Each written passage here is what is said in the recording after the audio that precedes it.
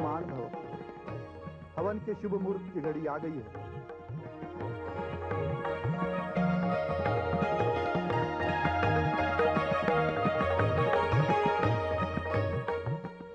प्रणाम पिताश्री। आयुष्मान भवा। आइए।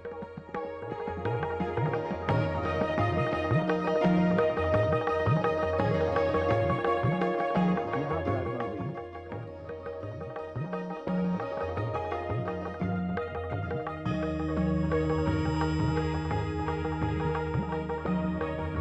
आइए लक्ष्मीपति, आइए।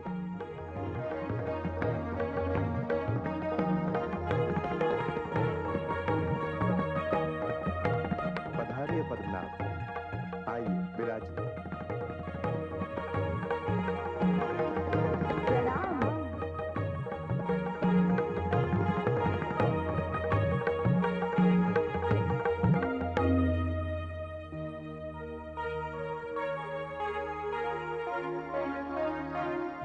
मेरा निमंत्रण स्वीकार करके आप सब यहाँ पधारे,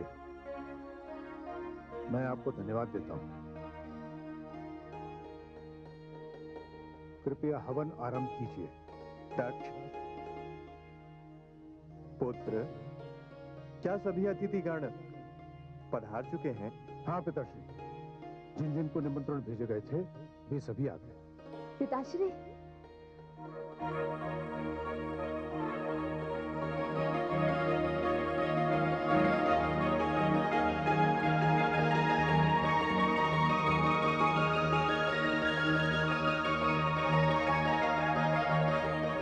प्रणाम दादाश्री। अखंड सौभाग्यवती भवा, आयुष्मती भवा। पुत्री, कुशल से तो हो? जी दादाश्री। तुम अकेली आई हो?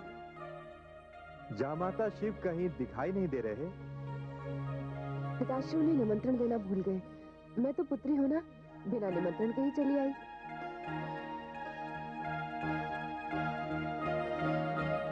क्या? प्रणाम।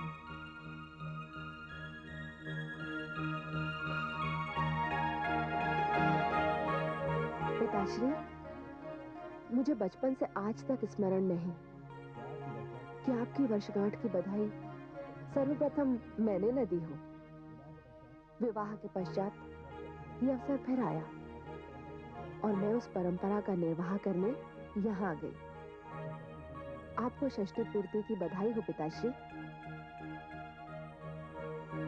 पिताश्री, मैं ये मानती हूँ कि आप अपने जामाता, मेरे पति देवाधिदेव महादेव भगवान शिव को निमंत्रण पत्रिका भेजना भूल गए।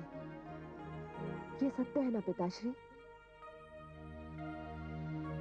यज्ञ स्थल पर इस सभा मंडप के बीच यदि मैं तुम्हारे इस प्रश्न का उत्तर दूं, तो तुम्हारे हृदय को पीड़ा पहुंचेगी। और कोई भी पिता अपनी पुत्री का हृदय नहीं दुखा सकता। चलिए, ना दीजिए मेरे प्रश्न का उत्तर, किंतु मुझे वो स्थान तो बता दीजिए जो आपने अपने जामाता और अपनी पुत्री के लिए निश्चित कर रखा है। स्थान? कैसा स्थान? स्थान तो उन लोगों को दिया जाता है जो स्थान के योग्य होते हैं। पिताश्री, आपने उन्हें अपनी कन्या दी है। यदि आप उन्हें अपनी कन्या ना भी देते, तब भी उनका स्थान सदैव ही ऊंचा होता। ऊंचा है और ऊंचा रहेगा। और मेरे इस तर्क का विरोध इस सभा में उपस्थित ना तो मेरे पितामह आदि प्रजापति श्री ब्रह्मा जी कर सकते हैं और ना ही सृष्टि के पालन करता त्रिलोकीनाथ श्री भगवान विष्णु।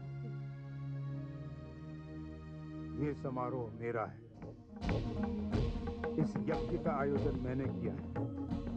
ये मुझ पर निर्भर करता है मैं यहाँ किसे बुलाऊं और किसे ना बुलाऊं। चारों ओर अपनी दृष्टि घुमाकर देख लो। तुम्हें यहाँ केवल देवी देवता ऋषि मुनि यक्ष और गंधर्व दिखाई देंगे। सत्य है? पिताश्री, आपने ये कहा कि ये यज्ञ आपका है।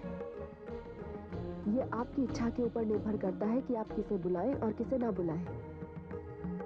किंतु आप भूल गए पिताश्री कि आपने देवाधिदेव भगवान श्री शिव के हाथों कन्यादान किया है और कन्यादान करते समय आपने जीवन भर इस संबंध की मर्यादा का पालन करने का वचन दिया है। और वचन दिया भी है। आप इसे अस्वीकार नहीं कर सकते पिताश्री। रहे संसार के श्रेष्ठ व्यक्ति, तो मैं इन सबसे एक स्वर में पूछती हूँ कि मेरे देवाधिदेव भगवान शिव इन्हीं के समान श्रेष्ठ हैं या नहीं?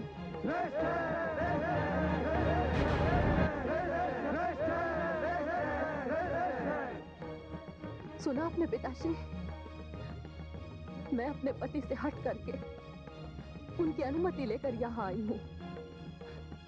मुझे विश्वास था कि यहाँ इस यज्ञ मंडप में आपने अपने जामाता के लिए स्थान सुरक्षित रखा होगा, किंतु आप पिता की मर्यादा भूल गए, श्वशुर की मर्यादा भूल गए, प्रजापति होने की मर्यादा भी भूल गए। क्या कोई श्रेष्ठ प्रजापति अपनी पुत्री से ऐसा व्यवहार कर सकता है? पुत्री? कैसी पुत्री? जिसने अपने पिता की मान मर्यादा को धूल में मिला दिया, जिसने सारे संसार के सामने अपने पिता का सर लज्जा से झुका दिया, जिसने लाख मना करने पर भी उस निम्न कोटि के अभद्र, अशिष्ट, दरिद्र शिव से बस, चुप हो जाइए पिताश्री, चुप हो जाइए। आपने पिता की मर्यादा को कलंकित किया है।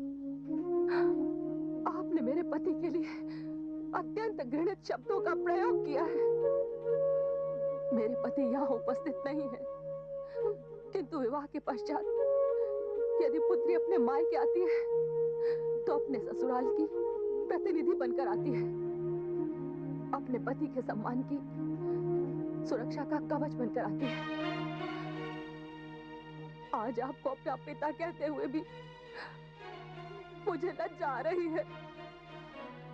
यदि मैं ये कहूं कि आज से मैं आपकी पुत्री नहीं, तो भी मेरा ये शरीर ये सत्य दोहराता रहेगा कि मैं आपकी पुत्री हूं, क्योंकि ये शरीर आपकी ही देन है पिताश्री। और जब तक मेरा ये शरीर रहेगा, आपसे मेरा संबंध भी बना रहेगा। इसलिए आज से पिता पुत्री के संबंधों का विच्छेद करते हुए आज मैं अपना ये शरीर, अपनी ये देह समाप्त करने जा रही हूँ। नहीं पुत्री, नहीं, नहीं। अब कोई कुछ नहीं बोलेगा, कोई कुछ नहीं बोलेगा। ये निर्णय की घड़ी है। आज संसार इस बात का साक्षी है कि शिव की पत्नी, शिव की अर्धांगिनी सती अपने पति के सम्मान की रक्षा के लिए आत्मदाह कर रही है। कर रही माँ? नहीं। पुत्री,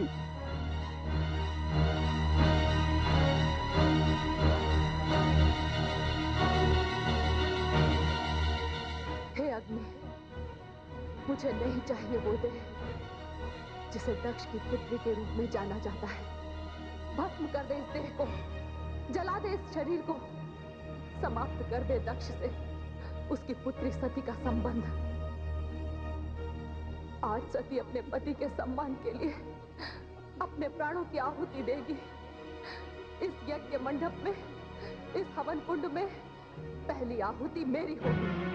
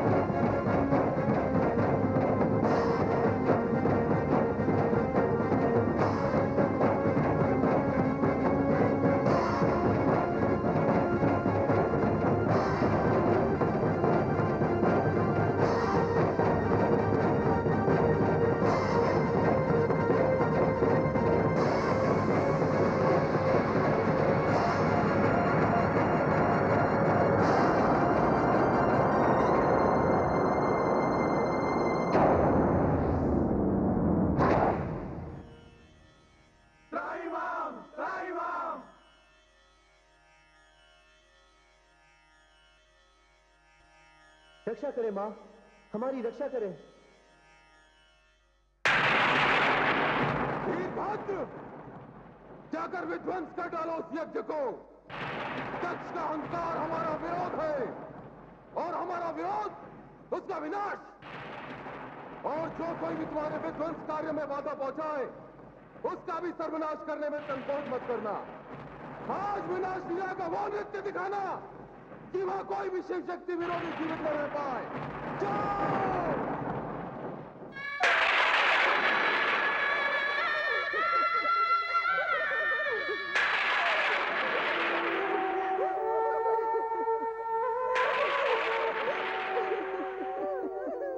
पुत्री,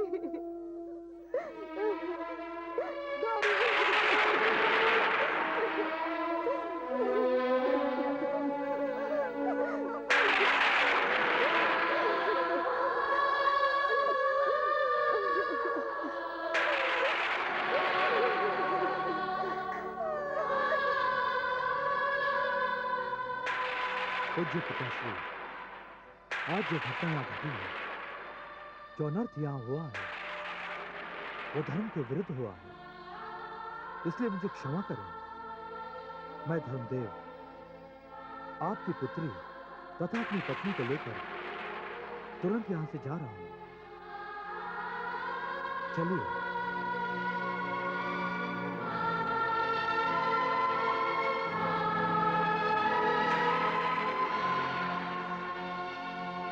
क्षमा करें पिताश्री, इस अनर्थ के बाद हम भी यहाँ नहीं रुक पाएंगे। चलिए देवी।